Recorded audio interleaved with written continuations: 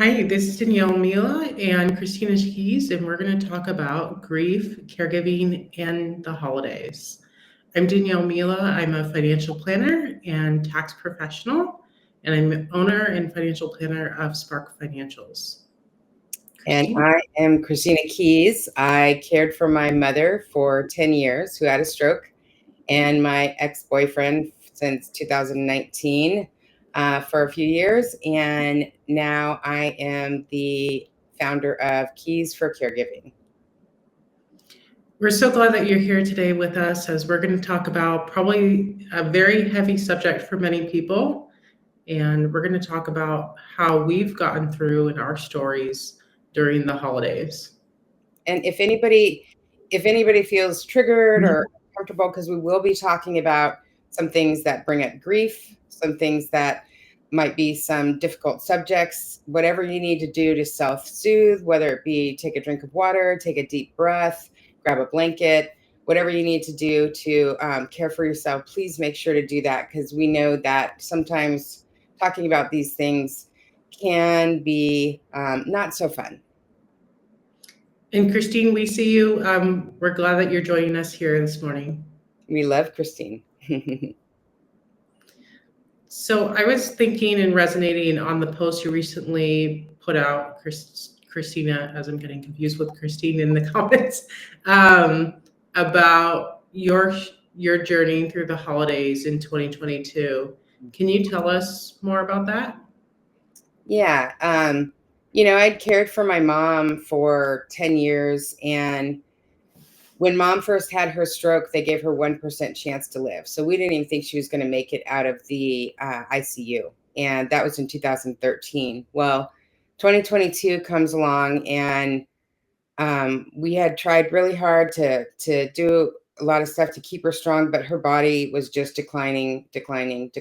And I said to her, because she was normally paralyzed on one side, she had lost the other side too. So she was now paralyzed from the waist down. And I said, Mom, let's go to the hospital one last time and see if there's anything they can do. And so we did. And it was right around Thanksgiving. And they tried everything. There was nothing they can do. My mother was just starting to transition, and it was Thanksgiving Day, and it was actually my birthday. And the doctor was really, really nice. She was very blunt, but she was very nice. And she said, Christina, you've done a great job taking care of your mother, but your mother is actively dying, and it's time for her to go on hospice. And I said, okay. And I went to Sherry's restaurant, and I got me and my mom takeout from Sherry's restaurant, Thanksgiving dinner. And we had Thanksgiving dinner in the hospital together, as I told her that, it's time to go on hospice. And, it was time for her to stop fighting and for us to just walk that journey of taking her home. And it was, we were always in those tough times. We were always team mom, when it was us against the doctors, when it was us against her stroke, when it was us against, the confusion of how do we do this, we knew that, like, whatever it was, we were going to get through it together. We were team mom. And I remember the chaplain, every time we had gone to the hospital, which during that time that I cared for her, we were probably at that particular hospital, we had probably done over 60 visits during our care journey together. And I'd always ask for a chaplain to come in and pray with us during the visits. And it was always the same chaplain. And I didn't ask for the chaplain that day, but she heard, and she came up, and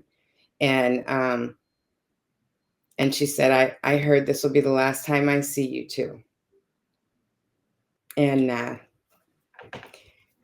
she brought a quilt that the hospice volunteers had made and gave it to us. And she said that last prayer with us. And, I thought about that hospital was full that Thanksgiving day. And I thought about how many other caregivers are in that hospital right now celebrating Thanksgiving with the people they love, and how many other people are saying goodbye to the people they love. And when I went home, I'm just like you, Danielle, I'm really connected to a lot of family caregivers. And there were 5 or 6 of us who had our loved ones on hospice during the holidays and whose loved ones passed during the holidays. So it was an interesting journey for sure. It was Thanksgiving Day. It was my birthday, and take your mom home to be on hospice. And what was interesting about it too was, you and I are very well versed in the caregiver world. We know how to find resources. We do a lot of talks on the care journey, and I thought I was pretty prepared. I had an end of life doula, all that fun stuff. And it doesn't matter how much industry knowledge you have. It doesn't matter, how great your hospice team, how great your end of life doula is, which I suggest you definitely have one of those. I don't think anybody's prepared to see their mom, their dad, their child, their husband, their wife, their grandmother or grandfather. Even though we know the day is coming, we're not ready for them to die. And we've not done that before. Just like we were thrown into the caregiver role with no training, and we had to redefine, what our life was going to be like and learn on the go. We had to learn how to walk through helping our loved one die. No book prepares you. I mean, it prepares you for the logistics. It doesn't prepare you for the feelings that you have, you know? Yeah, I always tell people you can prepare as much as you want, as Mhm. much as you can, but at the end of the day, grief will just hit you, Yeah. and you can't prepare for that. Um, I wanted to talk about your story and talk about um, how heartwarming it was, and how I'm glad there were support systems available to you to reach out for help. But Mhm. at the same time, how isolating it still feels Mhm. to go through that yourself during the holidays, Yeah, and how it might have impacted you. it was, like I said, I had, at this time, I was very much, I was traveling all over the United States, having a million caregiver events. I was very connected. I was advocating all over family caregivers. I was very, very blessed to have so much support, fellow caregivers who had walked through that journey before, and, the end of life doula. And, I just, it was, and me and my mother had like a million end of life talks. She had told me she wasn't scared to pass. Because she was very convinced she passed and they brought her back to life when she had her stroke, which I'm pretty sure is true. Because they, for 30 days, she was 12 days of that she was out. And she was on life support. And yeah, it was. I had this weird thing happen. It was a blessing, but it sucked. My father passed like 7 months before my mom unexpectedly. I mean, he had been sick, but I wasn't his caregiver. We weren't expecting him to pass. Um, so I got to learn a lot about grief, you know. But he passed in a hospital. He was on hospice for a day and a half, you know. My mother was on hospice from Thanksgiving Day until December 28th when she passed. And, and here's the thing, I thought hospice was a way different journey for me than I thought. I thought, one, because I was paying for my mother's care. Like I thought, oh my God, I don't have to pay for care this month. You know what I mean? Or however long mom's on hospice. No, my care expenses went up. They went from 3,000 to 6,000. And that's because I kept her at home. If I was going to take her to the hospice center, it was going to be 9,000. And I thought, there was going to be more care. The hospice nurses and everything were going to be there. And no, they just came to check on her and came to give me instructions. And they gave me instructions on how to give her the comfort meds, and the comfort meds are, the medications that help your body relax while you're passing, right? And I had been sorting my mom's meds and administering her meds for 10 years, but not the medication that was going to help her pass. And then it was, there was no like we had the Thanksgiving from Sherry's, right? There was no shopping that we did for Christmas. There was no Christmas tree up. There was no, uh, holiday decorations. It was not fun. And, my Christmas was spent, my mother was in an end of life coma. I wanted to, change her brief. My mother hadn't talked or, uh, opened her eyes in a week. And part of that was my fault because they kept saying, you need to up her medication. And in my mind, I thought, I don't want to be the one to give her the last dose that makes her pass. And logically, I knew, right, that there's no way I'm getting around that, right? But anyways, Christmas Day comes and no, I needed to change her brief. And she was a thin woman, but because she was in a coma and she was paralyzed, she was dead weight. It took two people to change her. And I literally spent my Christmas, I hadn't showered in a couple days because I was afraid, we were getting close. I didn't want to be in the shower and miss her passing, right? I hadn't eaten. I was just sitting on the couch and I was crying and begging God, like, all I want for Christmas is to be able to clean my mom up and give her some dignity, and I'm not the only caregiver who probably prayed a prayer like that or whatever, who asked for that for the holidays. I know there are many, many caregivers out there who were asking for that as their gift for the holidays, to have some extra care or to have some peace or to have, one last conversation with their loved one. There are hundreds and probably thousands of family caregivers who are having that moment, and so I'm on the couch and I'm begging God, like, please, I just want to change my mom's adult brief and I don't have a way to do that. And that's all I wanted for Christmas. But, I had this amazing miracle happen, so, and the funny thing is when somebody's on hospice, when you have a family member on hospice, like, your friends and family, like your friends don't really like want to, they want to be kind, but it's an uncomfortable topic, right?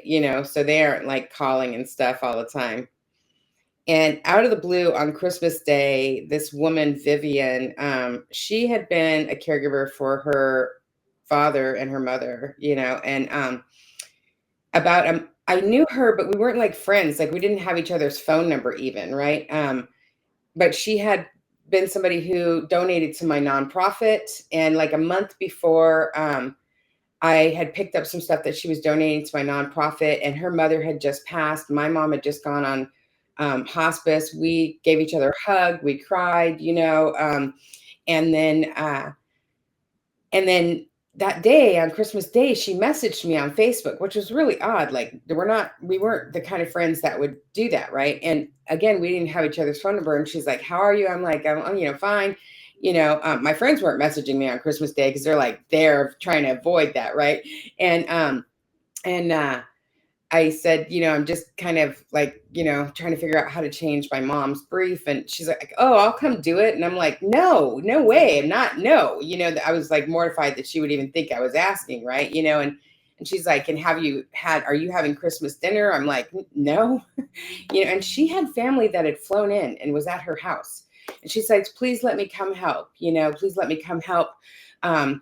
I used to do that for my dad all the time. And I'm like, and at this point, I was so desperate. I was like, okay, And so, I mean, I had to give her, the address to my house and my phone number because we didn't have that, we weren't that close. And so she comes over, she brings me some Christmas meal. And then I said, well, let's go in. And I said, my mom's in an end of life coma. She's not going to talk or anything, And so we go in there. Now, my mom hated new people, right? I don't know about you, but most of the time they don't like other people to be there. They only want us, right? And so, especially when they're in vulnerable positions, like right. being in a coma. I'm sure that was in other medical issues. Right. So I bring Vivian in. We go in there. Vivian's at the end of the bed, and I'm on the side. And even though mom's not talking, she hasn't opened her eyes in the week. I still am talking to her, and I say, "Hey, mom, this is Vivian. She's going to help me get you cleaned up." And so we get her cleaned up. We tuck mom all in bed and everything. Mom doesn't open her eyes. She doesn't say a word. She doesn't. There's no change in her reaction. She's still in that coma, right? And so we go in the other room. We go in the kitchen. Now my mom kind of was hard of hearing, anyways, right? And we go in the kitchen, and we're whispering for some reason. I don't know why we're whispering, right? My mom can't hear, right? And so even if she wasn't in a coma, she couldn't hear, right? And Vivian's telling me about this dream about her mother who had just passed, who had come to her in this dream and said, baby girl, everything's going to be okay. Everything's going to be okay. And literally, as soon as she finished that sentence, I heard my mom, when my mother was sick, she would call me mom. And so I heard my mom say, mom, mom, mom. So she starts calling for me, and I'm like freaking out because it's been like a week since she said anything. So we go running in there, right? Vivian's at the end of the bed. I'm standing at my mom's side. I grab her hand and I'm like, Mom, what is it? And she sits straight up out of her coma, opens her eyes, looks straight at Vivian and says, baby girl, everything's going to be okay. Everything's going to be okay, baby girl. And she laid down, closed her eyes, went back to sleep, never said another word. So Vivian went into the kitchen and cried because there was a reason why Vivian reached out. Vivian needed a caregiver Christmas Day miracle because she was walking through that first phase of caregiver recovery. Mm-hmm. And I needed a Christmas Day miracle. And somehow, we got it. And our miracles when we're caregivers, they come in really strange ways, and so it's very interesting, the things that we have to walk through, but there are beautiful moments, there are, like, that was a very beautiful moment in the middle of a completely heartbreak. Like, my mother was dying. She died a day and a half later. And that, I will never forget that moment that I shared with that woman, with Vivian, right? And I will never forget the moment in the hospital that the pastor came in, and I will never forget the moment that she gave us that blanket. And I will never forget the moment that me and mom looked at each other and we smiled, and they had just said, like, your mom's going on hospice. And, we had tears in our eyes, and we looked at each other and we said, we got this. We're team mom, and it was like the most beautiful moment, but the most heartbreaking moment all at once. And I think that's a story of caregiving in general. It's like Heather Zaccali, she calls it the brutally beautiful journey, and I think that's the story of all of our journeys, whether it's, the holidays or not. There is grief along with joy, and there is heartbreak along with love. And we walk that journey together. We have those emotions all at once, and you can have two emotions at once. As a matter of fact, I don't know about you, but as a caregiver, I usually have 12 going on at one time. So, but yeah. I just wanted to say that we welcome tears here. We see tears as a way of unleashing our emotions and making us feel better. Yeah. So we're not going to be people who are saying, like, don't cry, because crying is a good release for us. If you're here with us and you relate to Christina's story, I'd love it if you could give us a little heart emoji to show that you care, and just tell us that you're here with us. We'd love to know you're here and joining with us today. But I wanted to talk about that was such a powerful story, Christina, and I really appreciate you sharing. Some of those parts I didn't even know, so I felt like I was learning it for the first time as well. But the things that I thought of were, even though many may think just passing on a Christmas meal or giving a blanket might be a small thing, It's it's can huge. be a huge thing for family caregivers. And those were great examples of someone that can really give back to a family caregiver. Would do you have any other suggestions from your experience of how to help a family caregiver that has a loved one in hospice or a care recipient in hospice? Yeah, I mean, I think like you mentioned, like that blanket, like I still have that blanket, and that blanket was so special to me. And it was a small little quilt that volunteers made, and I hope that they know the impact that that blanket made, and they were strangers that gave that to me, and Vivian bringing over the meal, I hadn't really eaten anything in like, I don't know, and it was just so nice that she brought that over. And then there were other people that dropped off food um supplies and things like that. And it was, let me tell you why it was good, because one of the things I learned with my father, and anybody who's walked through a death, just going out in public is really hard. Like even going to the grocery store and you got to pick up something, and the cashier who's being totally nice and they're wonderful and they're just saying, "How's your day?" Like you don't want to answer that question, and then you get pissed off that you got to lie, and so it's just I anybody who dropped off food, I would say to them, "Thank you. You're doing a community service because I really shouldn't be out in public right now." You know what I mean? With all the emotions, Um, and we're exhausted, when we're going through that much grief, like we are exhausted. So dropping off a meal or dropping off a blanket, or I would say, for 10 years everybody asked, "How's your mom?" "How's your mom?" It is very important for people to say, "How are you right now?" Because I mean, I love my mother. Don't ask how my mother is, because you know what? She's dying. That's how she is. She's dying, and I've told you that, in my posts and my shares in the hospice, like, but we are always really invisible as family caregivers. And we are always really strong as family caregivers. We're being strong for the person we love, for being strong, as we show up to work. Nobody knows that, like, we were up all night at the hospital. We're being strong for like the family members who aren't there taking care of. We're always being strong. Like this is the one time that, like, you know, I mean, I was like a 3-year-old woman, but it was definitely one of those moments that I was like that 8-year-old little girl, like, please don't let my mommy die. It's like, it was so nice, like, when somebody like said, like, "How are you?" And another thing that was really great was, I remember I had this friend and he called me on the phone, and he was talking to me about, he didn't feel like he just had to talk to me about like mom dying. You know, he was talking to me about the French fries he was eating with his milkshake, and like a really bad, like, I think it was like the housewives of, I don't know, whatever. But it was just so nice. Like, I remember I started like crying. I'm like, it's just so nice to have like a normal conversation, like not about death, and so, I mean, have like, ask them how they're doing. How are they doing? Ask them if there's anything they need. A lot of times I didn't know what I needed. If you would even ask me what I'm craving to eat, like, I don't know, just drop something off. You know what I mean? Just, and hey, I'm going to drop something off. Sometimes my friends, for 3 days, they know I love Mexican food.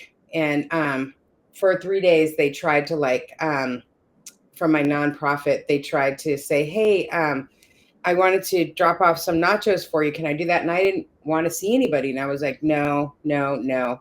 And then finally they just showed up and said, "I'm outside. I'm just going to drop something outside your door." And it was like flowers and, card and things like that. But I, So sometimes you just gotta, I mean, you don't have to like barge into the house, but even if you just drop it off, put it outside the door and like run, because we're definitely doing some isolation, during that time. Because at that time, we're already experiencing decision fatigue. We don't Oh, want to be making decisions. right, When you're right. asking someone, how are you?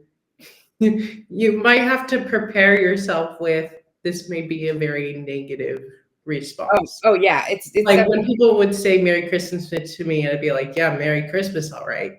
yeah, This is very merry. do not call me, and I do not want to hear about your holiday plans while my loved one is dying. I do not want to hear about, how you're going on vacation. I do not want to hear about, how you're stressed because you haven't finished your Christmas shopping. Because I would love to have that stressor rather than waiting for my mother to die. You know what I mean? That's not the conversation you want to have. And I think, it's important for us to try to set boundaries as a caregiver ourselves. It's okay to say, I don't have time for this conversation if somebody wants to call and tell you about the Christmas parties that they're going to, um, it's okay to take a break from social media. If it's painful to see all the holiday posts, right? I remember uh, my job, I worked remote. We all worked remote, and we had a team meeting. There was like 10 or 11 of us. And um, now my job, let me just tell you, like they would have been totally okay if I would have said, I'm not coming to the team meeting, right? But I'm a caregiver.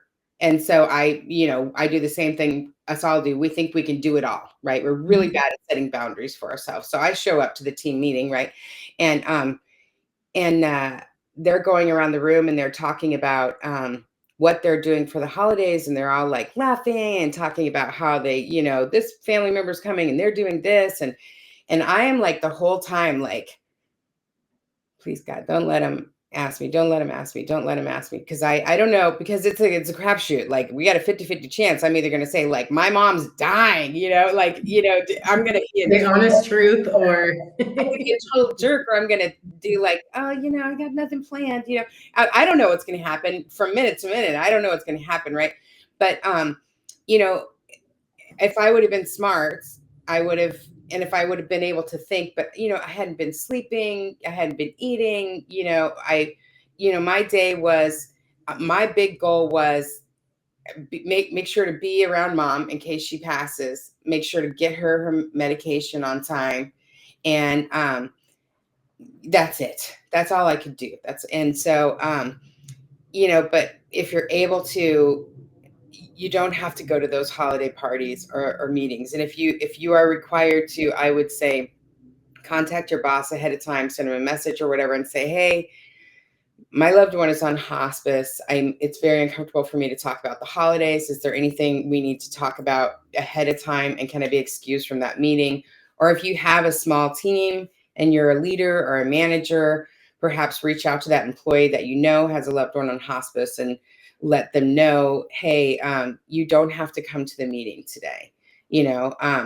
And I can tell you again that my boss would have been okay with me not coming to the meeting, but it was really uncomfortable, to be in that meeting. So I would definitely say, you know, be real about what's really going on. It's uncomfortable for you, but it's even more uncomfortable for them, you know. Um, and you're not, do not, I talked to a caregiver, and she had a couple friends that gave her a hard time because she wasn't very interactive, at the holidays when her loved one was on hospice, and they're still giving her a hard time. It's like, okay, you don't need to apologize for that. You don't need to apologize for that. Grief is tough. And again, as a family caregiver, what I'd like to say to you is you had to learn how to be a caregiver. You now have to learn how to, watch your loved one pass. But, the caregivers, it's not even, you don't know how to do that, right? You don't know how to feel that. But, let's go back to like when mom was alive, right? Let's talk about like you're going through the holidays as a caregiver, they are alive and it's different, Like, I'd like to hear from you, like, what it was like dealing with the holidays as a caregiver, and I can share mine after you, but like, what was it like? How was it different? Like, because I know it was different. Can you talk a little bit about what it was like celebrating the holidays? Yeah, I'm the youngest in the family, except for my dad's side. I'm the second youngest. Um, but I don't know if I was naive and not understanding as a young child of the pieces around me, but it definitely felt like a very wholesome Christmas. It was one of those you do the Christmas tree. My grandmother would make shrimp Louis salad and a prime rib on the table. We'd sing songs together. It felt like the perfect, white Christmas or vision that you would have in any Christmas movie. When my grandfather passed away, it felt like those pieces slowly fell apart. But I don't know if it was because I was older and able to understand more about what those pieces look like. And then once my grandmother fell, it felt even like those pieces kind of slid apart more. As my grandmother's health deteriorated, she unfortunately was more demanding in what she requested, and that was sometimes hard to deal with. Let's be honest with ourselves. And so a lot of people didn't like being around her because of that demanding, bossy personality. And so Christmas was more of like a crapshoot of what are you doing, Grandma, for the holidays? Because we're going to do whatever that is. Yeah. And I think that was my biggest regret is I was so reliant on what the other family members were going to do with her on the holidays that it's almost as if I bended to all of their plans. Right. They would say they're coming out on the 28th. Okay, there's no one for Christmas. I guess I have to be there for Christmas Eve and Christmas. They're coming out the 23rd. Okay, well, I guess they're not going to be there for Christmas Eve and Christmas, Day either. So I guess I have to be suited there. And as I'm looking back, I always made sure that I was there for Christmas and Christmas Eve. Many people don't know, but I gave birth in Japan, and so I flew home Thanksgiving and Christmas. That was how tight my grandmother and I's connection was, because I wanted to make sure that I was there for her for the holidays because I knew how important it was. I wasn't even supposed to be flying. The doctor gave me permission to fly, but I was over 25 weeks pregnant, which they suggest you not to fly after that. But I still flew home. True caregiver right there. We'll do anything for the person we're caring. Yeah. And that kind of continued into the care journey of like, I'll do whatever I can for you because you make me feel whole. And I'm willing to bend and twist in order to make that happen. And that's what continued through the care journey. And I think that's the only thing I regret. I feel like I should have just said, you know what? This Christmas, I'm going to do my own thing. Yeah. You figure it out. You're cognitively aware. You can go make those phone calls. You can ask the neighbor to celebrate Christmas with you. This one Christmas, I'm going to do whatever my plans are. Yeah. And then when she passed away, it was like this overhanging estate. She passed away in September. And then it's like we have this like trust we have to deal with. We have a state administration we have to deal with. It was like this overhanging cloud. No one's going to want to celebrate Christmas with that overhanging cloud in your space. And so we didn't celebrate Christmas. Yeah. So I think this Christmas coming up, it'll be a year and a quarter after, I think is the first Christmas we're actually going to celebrate Christmas the way we wanted to. Right. And I don't blame that on anybody else but ourselves for bending and molding to her and what she wanted. Yeah. Well, and we're allowed to make our own rules. Like I'm very much someone who says, in order to be successful in caregiving and caregiver recovery, you have to continually redefine your normal, because or else you're comparing everything to how it used to be and you're constantly feeling like a failure, right? And we give ourselves a hard enough time already, as family caregivers, And I think, I didn't celebrate Christmas because mom died December 28th, and so the first set of holidays afterwards, like Thanksgiving. Well, Thanksgiving, let me just back up. Thanksgiving, it stopped being like fun a long time ago. Because I don't know about you, but when mom was alive, like this is what Thanksgiving was like. Like none of the family could come down on Thanksgiving. And so I would just make a fabulous me and mom had taco salad on Thanksgiving Day.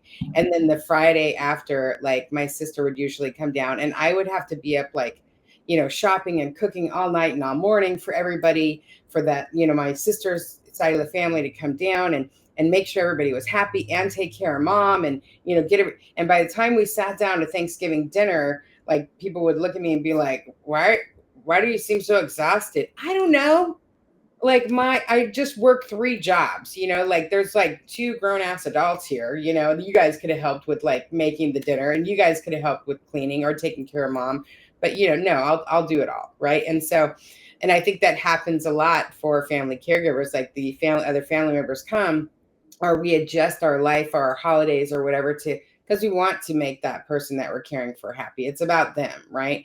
And so Thanksgiving was never super fun, but Thanksgiving, that first year I just made enough stuff to make the sandwiches after Thanksgiving because that's the best part anyways, right? And then the Christmas, I couldn't even, it was so hard for me to walk into stores and the Christmas parties and all this, I couldn't do it. I couldn't decorate. Like the closest I could come to decorating is my friend knew I wasn't going to decorate at all, and I was angry. I was angry, and so she made me some ornaments with swear words on them, and so I just set them on my shelf, and that was my Christmas decorations. And then I did wind up going to one Christmas party, and it was a party that I knew everybody there, but I had to bring my emotional support friend. That's what I call her.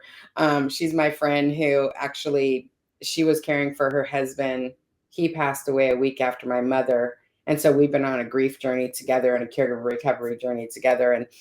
And she was very much like, you just let me know when we need to leave, and we were able to stay like a half an hour and I was out of there.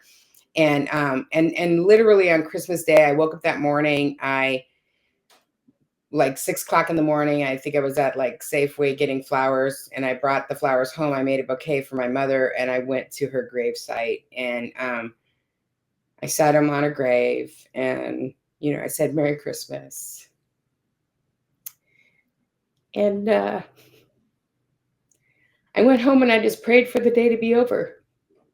That was my first Christmas. And I know that that's not what my mother would want, or my father, because our Christmases growing up, like we had these huge holidays. Like, okay, my mom didn't like a bunch of kids like hanging out, right? So but Christmas, when it was time to get the Christmas tree in California, like, and by the way, if anybody celebrates any other holidays, please know this isn't just a Christmas holiday. We respect all holidays. But this is just my story and Danielle's story, right? And so my mom would let us have all of our friends over, right, when we were little. And we were wondering why on the day we get to go pick out the Christmas tree at the Christmas tree farm, our friends would get to come, right? She'd load them all up in the car. Well, she was using our friends as Christmas tree markers because she had to get like the perfect tree. So little Johnny, he thought he was just going to go and hang out and have fun. We thought it was great because we were outside running around a Christmas tree farm. But Johnny had to stay at this Christmas tree, and Linda Lou had to stay at this Christmas tree because we had to find the perfect Christmas tree, right? And huge Christmas tree. My mom's goal was to have as many presents like in the as far into the living room. If it could get to the hallway, it was a win, right? She just loved Christmas, right? And it had not been that way for a while, but I know my mom would want me to celebrate Christmas. And so, this year I'm in my caregiver recovery phase, right? And that's going to last a while, right? And I I feel like I have to take an active role in that healing, right? And I'm still very uncomfortable with the holidays, right? Because it brings up a lot. My mom's not here, my dad's not here, I have no family, and I can be sad. And it's okay to be sad. You can be sad and not celebrate those holidays as long as you need to if you're a family caregiver. There are no rules. You literally get to make the rules if you're a family caregiver and you're walking through that, right? However it makes you feel comfortable, that is the rules for you, right? As long as you're not hurting yourself or anybody else, that is the rule that you get to go by, right? But for me, I knew I was going to be uncomfortable, and I believe that we should choose our uncomfortable, right? We get to choose our uncomfortable. And I wanted to choose the uncomfortable that was going to give me a little bit of hope, right? And I am one of those people that even when Christmas was around, you don't decorate before, the day after Thanksgiving. But I knew that if I wanted to move along my healing, I needed to start. And so I started decorating, November 1st. And it's funny, I would put up a decoration, and I had sold most of my stuff the year before. I'd put up a decoration. It's almost like I would run, or what. I just felt like, emotions can't hit a moving target, right? It's like I just didn't want to think like mom would love that, and but what I did want to think is like, I'm going to put it up now and have those emotions of like mom would love that and all the yuckiness, and I'm going to have it now. I'm going to choose that uncomfortable now, because come Christmas morning, I'm going to wake up. I'm going to go get flowers. I'm going to put them on my mother's grave. And, I'm going to come home and I'm going to have a good Christmas, and I'm going to feel a little bit of peace inside, because I've spent the last month and a half feeling like all of that crap, seeing the emotions, missing my mom, doing all that stuff. So I'm going to have a little bit more peace than I had last year, because I made the active choice to like choose that uncomfortable that's going to bring me a little bit more hope, and people have made comments about my holiday decorations being up, and I think it's crazy too, trust me, but it's what I need to do for my caregiver recovery. I need to feel those emotions now, because they're scary, they're uncomfortable. So our responsibilities as family caregivers when we're actively family caregiving, like, it's heavy for us. Like, everybody's talking about it's like the most wonderful time of the year, and they're buying all these gifts. And I used to do this event called Caregiver Christmas, here in town, where we would give away like 1,000 gifts to family caregivers. It was a drive-through Caregiver Christmas, and the caregivers would come through and they would drive through all of these booths, and people would be waving like Merry Caregiver Christmas and stuff. When they get to the end, we'd give them a bag. And half the time, like by the time they got past those booths that they were driving past, and just hearing like, we appreciate you, they'd get their bag and they'd be crying, because just like many of them, that was the only gift they were going to get that year. Right. And I had like rules about that. You can't just give company tchotchkes. It's got to be like real gifts, because that was literally the only thing that the caregivers were getting that year. And I got so many comments. So many people wrote in afterwards, or wrote to the newspaper or whatever, saying, it was so nice to hear that I was appreciated. It'd been so long since I had heard that. That was the only gift I got for Christmas. And it was interesting, because when I had to move Terry into an adult family home, one of the CNAs that was there was like, I went to your event one year, and that was literally the only gift that I got. And so, if you know a family caregiver, right, a lot of times, like my mom, we were spending a lot of money. We went from middle class to poverty level in a year and a half, right? Like I was, making over 100 grand in 2017. And by 2019, I was standing in food bank lines, and not because I wasn't trying to be a productive member of society, but because I was paying $3,000 a month for my mom's care, just so I could work, just so I can have a little bit of time to myself, just so, because it's hard to be a full-time family caregiver, right? And so, if you know a family caregiver, like, drop off an actual gift, because my mom, either either it was a Tuesday and she decided she hated me that day, and so she wasn't going to get me a gift, or we didn't have any money for gifts. Um, so, you might be the only person that gives them a gift that year, Mhm. and even if it's like, a $10 candle or a $5 candle, something as simple as that, something that just says, hey, I just want to say happy holidays. It means a lot. And then the card, like, say something that, you see them and you see how hard they're working, and that, and that they're appreciated, Mhm. you know. I think that means a lot to them, because we don't hit the people that we're caring for. They're either telling us they love us, or they're telling us they hate us, and there's There's usually no happy medium in that. yeah, there's no Yeah. happy medium. I mean, my mother could literally tell me, like, she's so incredibly grateful for me, and the next day be kicking me out of her house. I don't know why. Who knows? You I'm know? laughing because it's like really relatable. It's like one minute she'd tell me how much she loves me, and then the next day it would be like you're in the doghouse over the phone. Right. It's like thank you. What am I in the doghouse for? It's like almost like I felt like immune to like you're in a doghouse. Like it didn't phase me to a point because I'm like, okay, like if that's how you Right. feel. It's the point okay. Yeah, I mean, because there isn't any rhyme or reason, you know. No, So it's usually something small. At least for me, it was. I first wanted to shout out to Nikki and say thank you for your support. We're glad you're here. Um, I also wanted to touch upon a couple notes that you made about making your own happiness during the holidays. I remember last year I was kind of like ticking the clock, like you said, like just waiting for the day to be over.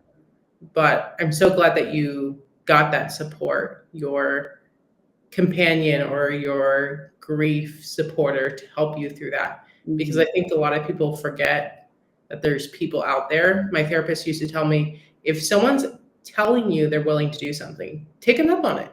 right. Like if someone's saying they're going to drop off a meal, take them up on it. Mhm, Don't close the door shut because you're grieving. right. So you're making your own happiness. This year, we decided we're not going to grieve during the holidays. We're going to have fun. Mhm, So we as a family are going on a trip for Christmas Eve and Christmas to have fun and hopefully make our own happiness during that time. But that's what's the projected route to be. And I'm mhm, not saying that everybody can do that, just go out on a vacation and go out on a whim and have fun. But what the goal is to find something that brings you joy, right. even if it's small. For you, it's the Christmas decorations in your background, which I did give you a little bit of heck when I saw that it was like past Halloween Yeah. and there's Christmas decorations. Um, but whatever that is, if that's like baking cookies, Right. we did our traditional, we go to San Francisco and go to Union Square, and then Mhm, we quickly left when we realized how much San Francisco has changed. yeah. We lost out the year before. We baked traditional cookies. It was only gingerbread cookies this year, and I think one other cookie. But we tried to keep our traditions alive, even though it was a hard year for us. Mhm, yeah. Yeah, and I think it's important for us to remember, like, try to give ourselves a gift too. You know what I mean? Like, if you're baking the cookies, if you used to love to bake the cookies and you're baking the cookies for the person you're caring for, it's not that you necessarily have to bake the cookies. Like, try to take a moment and take a deep breath and be like, I used to love baking. I'm gonna give the gift of me loving baking right now too. Not that I have to bake these cookies for my mom, right? Um, and or if you love, like, I didn't even know I loved doing crafts. I had no idea. I found that out in my grief. I went to a grief class that did process painting, and I'm a crappy painter, but it was the only moment my insides were calm, you know. And then one day I was rearranging stuff in the garden, one of the fairy gardens my mother had, and it felt really good to just have a moment of peace inside, because it had been, when we're caregivers, we don't have a lot of peace inside. There's not a lot of times of peace. And there was definitely not a lot of times peace on that grief journey, right? And so I was able to give myself that gift of being able to, I'm going to just be in this moment of this fairy garden. And then now it's like, I'm going to be in this moment of like making these stupid, holiday craft, and again, I'm making the holiday craft, putting it on the shelf and running away, because I don't want to like think about how much my mom would love that or be, you know what I mean? But I do, right? And I'm letting it out a little bit at a time, Mhm. so I don't have to have it all at once. And I don't have to hide from Christmas anymore. I don't have to hide from that fear anymore. Like that grief is, I'm just actively taking it apart and making it not as big of a monster as it was last year, because grief is powerful, and it can be scary, and it can be confusing. And I definitely, for me, I found a lot of value in going to a grief counselor. I found a lot of value in finding a peer who is walking through the same thing. I found a lot of value in, knowing people like you and knowing people like Nikki, knowing people who, listening to podcasts of people who are sharing those stories. I found a lot of value in going to peer-to-peer support groups. And I just want to say, any caregivers who are going through any of this stuff, it's not just like, if somebody's passed, but, if you're actively caregiving, there's a lot of you're grieving what the holidays used to look like. You're grieving that you don't get to celebrate the way you did. You're grieving that, nobody's celebrating you. You're doing everything for everybody else. It's okay for you to grieve for you too, right? It's okay for you to grieve the life that you used to have. It's okay to grieve that you're celebrating everybody else, making sure everybody else is happy and feeling like nobody's giving you that attention. It's okay to feel that, right? And so, but I would definitely say that, give yourself the gift of finding that support, because there is support out there. There is, like I mentioned, the podcast, the support groups. There is online, the social media groups that are on there. There's some great social media groups. There's some great care influencers, like for instance, Nikki Nurse, right? She's on here now. She's one of them. There's so many. There's Carlos. There's Consuela. There's Life with Grams. There's so many of them that even just watching some of their posts or seeing some of their videos or reading some of their, you just have this moment of like, I'm not alone. I'm not alone. Look, Nikki's going through this, or Chris is going through this, or Danielle's going through this. And it's like, we're kind of a team. We're like team caregiver. We're walking. Team mom. Yeah, Yeah. team mom, like, we're team caregiver, we're walking through it together. Like, there are over 53 million of us out there, and no matter what phase you're in, if you're in the active, if you're just beginning your care journey, if you're deep in the middle of your care journey, if you're in the tough part of the care journey, if you're in the care journey hospice, if you're in the part where your care journey is ended, there are multiple, like hundreds of thousands of caregivers who are in that same part of the journey. And you can find them just by reaching out to one of us and our social medias and seeing the people that we're connected to and some of the podcasts that we're sharing and some of the resources that we're sharing, because both Danielle and I are really good at sharing a lot of resources, amazing people. A matter of fact, both of us this month have been sharing other family caregivers that have walked through exactly what a lot of you out there are walking through. And a lot of those people have created some great resources as well. So I would say any of the caregivers that are watching, go through Danielle's social media and see some of the people that she shared this month. Go to my YouTube channel, Keys for Caregiving /community, and you'll be able to see all the amazing caregivers that have walked through the same thing you guys have walked through, are walking through the same thing you've walked through, and they have some great resources as well. And a lot of them, some of them even have support groups. So I think the biggest thing with what we're going through is, we don't have to do it alone. And, what you're feeling, that grief, that anger, that, sadness, that aloneness, not only are you not alone where you're walking through it, but it also please know that you can have two emotions at once. You can feel sadness and joy at once.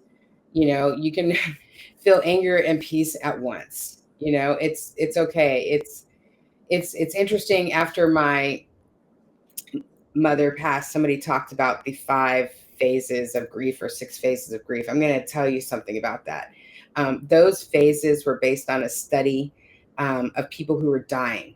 They studied the people who were dying. They did not study the people who were living, right? And what they had to deal with, what emotions they had to deal with.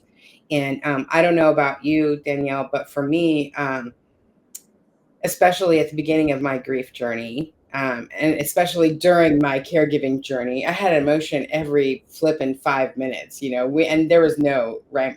Who knew what it was going to be, and who knew what was going to It's set like it off? riding the wave. It's like Right. 1 minute you're down, 1 minute you're up. Right. And that's perfectly normal. And what we both experience, I think that's what we're putting in the forefront of.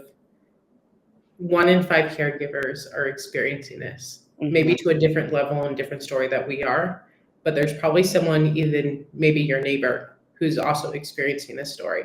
We started our journey probably not, I don't know, maybe not intentionally. We started sharing our story of our caregiving journey, and that opened a lot of resources for us and community bonding because other people related to that as well. So it's not for everybody to share their dirty laundry on social media and in our experiences, but I would say reach out to someone because there's probably someone within your community that has been a caregiver or will be a caregiver or is currently a caregiver. Like, you don't need to have laser vision to see us. No. We're all around. And honestly, once I started sharing my story, I was surprised at how many people in my community were family caregivers and related to my story.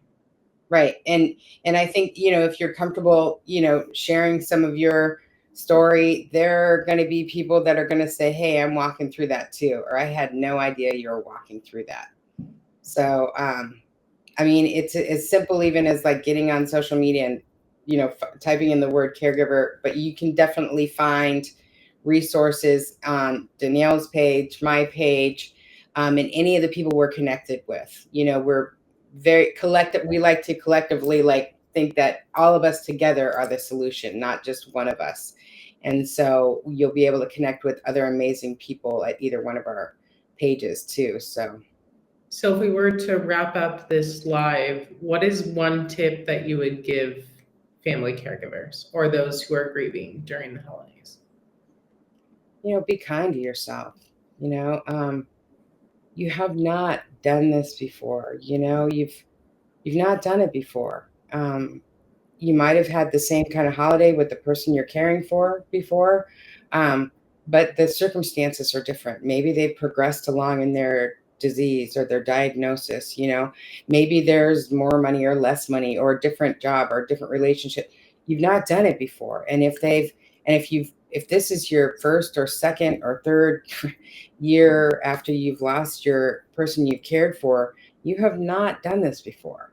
And think about what you would say to, the person that you cared for. Show yourself that kind of grace as well. Show yourself that kind of kindness as well. Be kind to yourself because you are loved and you're worth it.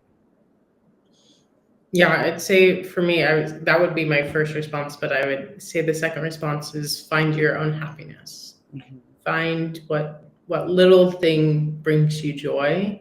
If that's watching funny movies or rom-coms, or if you find, as Christina said, baking, or if you feel reading a book in a new landscape, if that's lying on the grass looking at the sky and that makes you feel good, hopefully it's not snowing or raining during that time, but if that makes you feel good, do it because you are worth it and you are so valuable to everybody in your community. And we want to make sure that you're taking care of yourself. We want to wish you all peace during the holidays. We wish you moments of peace during these holidays.